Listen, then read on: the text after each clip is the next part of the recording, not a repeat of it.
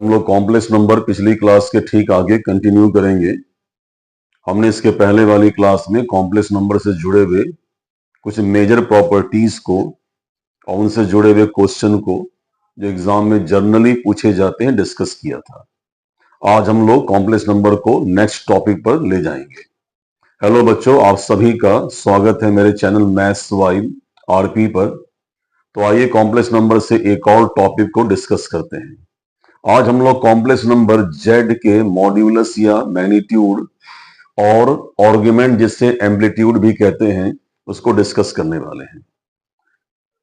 हम जानते हैं कि कॉम्प्लेक्स नंबर को generally form a plus i b में डिनोट करते हैं, जहां a रियल और b इसका अनरियल पार्ट है। हम ये जानते हैं कि हर वो सरफेस जहां पर दो डायमेंशन होता है, जहां पर विड्थ या हाइट में से कोई एक मिसिंग होता है, उसे हम टू डायमेंशन सरफेस कहते हैं। इस टू डायमेंशन सरफेस में दो ऐसे म्यूचुअली परपेंडिकुलर लाइन जो एक दूसरे को एक पॉइंट पर इंटरसेक्ट करते हैं, जिसे हम ओरिजिन O मानते हैं, जिसका कोऑर्डिनेट 2D सरफेस में 2 0 होता है। ठीक है, उसमें horizontal line axis of x और vertical line axis of y को रिप्रेजेंट करता है। ये हम सभी जानते हैं। ठीक है, इट्स ओके। हम ये भी जानते हैं कि जनरली बहुत से मैथमेटिकल एक्सप्रेशन ज्योमेट्रिक स्ट्रक्चर को भी इंट्रोड्यूस करते हैं, जैसे x plus y equal to 1 एक लाइन को इंट्रोड्यूस करता है। 1 होने के चलते ये लाइन ओरिजिन O से पास नहीं करेगी, ये बात क्लियर है। जैसे Y square equal to 16x एक पैराबोला को रिप्रेजेंट करता है, और पैराबोला एक्सिस ऑफ x के अलोंग O के दाईं तरफ बनेगा और O से पास भी करेगा। चलिए एक और लेते हैं। जैसे वाई स्क्वायर इक्वल टू 16 एक सर्कल को इंट्रोड्यूस करता है, जिसका सेंटर O00 होता है। तो वैसे ही कॉम्प्लेक्स नंबर, कोई भी कॉम्प्लेक्स नंबर किसी भी वर्जन में एक ज्योमेट्रिक स्ट्रक्चर को रिप्रेजेंट करता है, और वो हमेशा और केवल एक पॉइंट होता है। तो कॉम्प्लेक्स नंबर इनफैक्ट एक पॉइंट को रिप्रेजेंट करता है, और वो हमेशा 2D सरफेस में ही होगा, 3D में नहीं।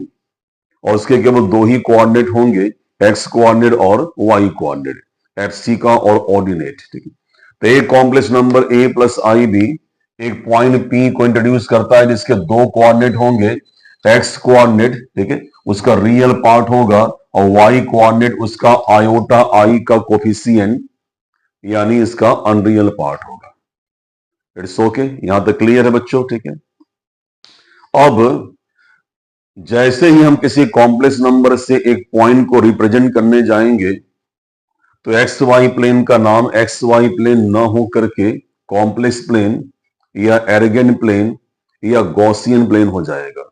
तो अब ये सरफेस एक्स वाई प्लेन नहीं है, एक्सिस ऑफ एक्स और वाई के होने के बावजूद अब ये सरफेस कॉम्प्लेक्स प्लेन है, इन शॉर्ट कॉम्प्लेक्स प्लेन है। ठीक है, या हम इसे एर्गन प्लेन भी कहते हैं, एर्गन प्लेन भी कहा जाता है, कुछ जगहों पे इसे गॉसियन प्लेन भी कहते हैं। ठीक है, now this surface is known as a complex या एर्गन प्लेन। ठीक है, बात ये उठती है कि कॉम्प्लेक्स नंबर के दिए गए रियल और अनरियल वैल्यू के बेसिस पर हम उसे किस क्वाड्रेंट में इंट्रोड्यूस करेंगे, ये तय कैसे होगा? तो अगर रियल और अनरियल दोनों के साइन पॉजिटिव हैं, यानी एफसी का और ऑर्डिनेट दोनों अगर पॉजिटिव हैं, तो हम ये दिखाएंगे पहले क्वाड्रेंट में, क्योंकि एफसीका को हम एक्सिस ऑफ एक्स के अलोंग दिखाते हैं, और एफसीका इसका रियल पार्ट है, इसलिए एक्सिस ऑफ एक्स को हम रियल एक्सिस कहते हैं, जहां एक्सिस ऑफ वाई को हम इमेजिनरी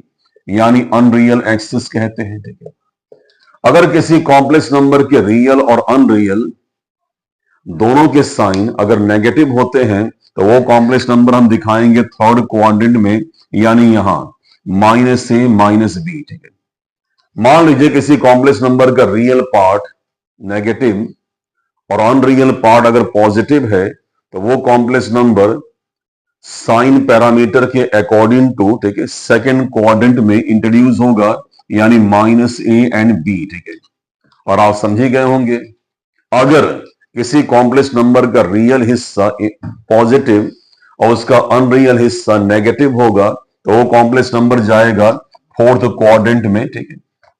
मतलब कि यहां पर कई बार एग्जामिनेशन में कॉम्प्लेक्स नंबर के क्वाड्रेंट के लोकेशन को लेकर भी क्वेश्चन 1 मार्क्स के एमसीक्यू में आते हैं। तो ये तय होता है उनके रियल और उनके इमेजिनरी वैल्यूज के साइन पर। ठीक, मैं रिकॉल कर दूं, अगर दोनों पॉजिटिव है पहले क्वाड्रेंट में, अगर दोनों ही नेगेटिव है थर्ड क्वाड्रेंट में, अगर रियल पॉजिटिव और अनरियल नेगेटिव है तो फोर्थ में, अगर इसका कन्वर्स यानी अपोजिट है तो सेकंड में। ठीक है, साइन के मामले में, ठीक है, चीजें अपोजिट होने पर हमेशा वो साइन के मामले में, ठीक है, साइन के अपोजिट होने पर हमेशा वो अपने ऑब्लिक क्वाड्रेंट में जाते हैं। ठीक है, प्लस प्लस, ठीक है, एंड माइनस माइनस, तो ये होगा फर्स्ट और थर्ड में, माइनस प्लस प्लस माइनस तो ये जाएगा फोर्थ और सेकंड में। ठीक है, अब हम बात करने वाले हैं किसी कॉम्प्लेक्स नंबर के मैग्नीट्यूड के बारे में। तो जैसा कि हम जानते हैं कॉम्प्लेक्स नंबर ज्योमेट्रिकली एक पॉइंट को रिप्रेजेंट करता है। तो किसी कॉम्प्लेक्स नंबर का मॉड्यूलस फाइंड आउट करने के लिए हम पहले उससे एक पॉइंट को उसके स्पेसिफिक क्वाड्रेंट में दिखा देंगे। दिखाने के बाद हम उस पॉइंट के डिस्टेंस ओरिजिन से फाइंड आउट करेंगे। हम ये जानते हैं कि दो पॉइंट के बीच के डिस्टेंस जब दोनों के कोऑर्डिनेट्स दिए गए हो तो हम किस तरह से निकालते हैं, by use of distance formula. ठीक है, तो आप इसे यूज करेंगे। अगर आप इसके पहले अगर आप इससे कोऑर्डिनेट को x1 y1 और इसको x2 y2 इमेजिन करेंगे, ठीक है, तो distance formula distance of O from P equals to होगा root over x1 minus x2 का होल स्क्वायर, मतलब a माइनस 0 का whole square plus y1 minus y2 यानी b माइनस 0 का होल स्क्वायर।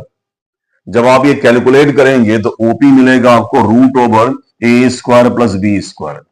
जनरली हम सभी जानते हैं किसी भी नंबर का स्क्वायर रूट हमेशा एक ही मैग्नीट्यूड में लेकिन दो साइन में आता है। अगर मान लीजिए 25 है तो इसका आंसर अगर ये मॉड्यूलस नहीं होगा तो -5 भी होगा और +5 भी होगा, क्योंकि ये दिख रहा है कि मॉड्यूलस कुछ और नहीं है बल्कि उस पॉइंट के डिस्टेंस है कॉम्प्लेक्स प्लेन में ओरिजिन से जिस पॉइंट को कॉम्प्लेक्स नंबर ज्योमेट्रिकली इंट्रोड्यूस करता है। और आप जानते हैं डिस्टेंस कभी भी नेगेटिव नहीं ली जाती है, इसलिए जानबूझ करके हम लोग यहां पर मॉड्यूलस वाले मामले में, ठीक है, इसका स्क्वायर रूट प्लस साइन में ही निकालेंगे। ठीक है, तो मॉड्यूलस कुछ और नहीं है बल्कि उस पॉइंट के डिस्टेंस है ओरिजिन ओ से कॉम्प्लेक्स या एरोगेंट प्लेन में जिस पॉइंट को एक कॉम्प्लेक्स नंबर ज्योमेट्रिकली, ठीक है, लोकेट करता है। एक बात और भी है, कॉम्प्लेक्स नंबर फोर्थ क्वाड्रेंट में हो या थर्ड में हो या फर्स्ट में हो या कहीं भी हो, उसके मॉड्यूलस को निकालने का फॉर्मूला एक ही है। और फॉर्मूला क्या है, आपको उसके रियल और इमेजिनरी दोनों पार्ट को अलग अलग स्क्वायर करके ऐड करने के बाद जो वैल्यू आएगी इसका स्क्वायर रूट निकालना है। तो ये किसी भी कॉम्प्लेक्स नंबर का मॉड्यूलस है। ठीक है, तो ये होता है मॉड्यूलस। ठीक है, और हम बात करने वाले हैं किसी कॉम्प्लेक्स नंबर के आर्गुमेंट के बारे में।